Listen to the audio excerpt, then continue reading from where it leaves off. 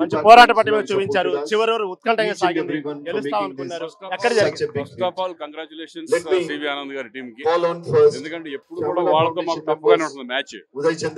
అంతకు ముందు మేము గెలిచాము మొన్న టోర్నమెంట్ లో, ఇప్పుడు వీళ్ళు గెలిచారు.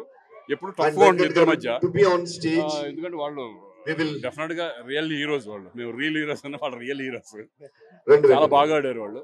ఒక టైంలో మ్యాచ్ మీ హ్యాండ్ అవుతుంది సార్, మధ్యలో ఒకసారిగా మిస్ అయింది. ఫస్ట్ రన్ అవడమే చాలా బ్యాడ్ లక్. 4 టీములు తమన్ అవడం, అశ్విన్ అవడం, కొంచెం వాళ్ళు ఉంటే డెఫినెట్ గా మా చేతిలోకి వచ్చింది మ్యాచ్. బట్ ఎనీవే, ఎప్పుడో కూడా క్రికెట్ అని గెలుపోవడం కామన్. ఎందుకంటే మాకు అలవాటు అది, ఓటముల అలవాటు, గెలుపుల అలవాటు, కాబట్టి నో ప్రాబ్లం. మెయిన్ ఏంటంటే ఒక మంచి కాజ్ గురించి ఆడుతున్నాం కాబట్టి ఆ కాజ్ సక్సెస్ అయితే చాలా మాకు. చామ్లా ఫౌండేషన్ వాళ్ళు చాలా బాగా ఆర్గనైజ్ చేశారు, చాలా బాగా చేశారు. రియల్ లైవ్ టెలికాస్ట్ కూడా అంత చాలా బాగా చేశారు.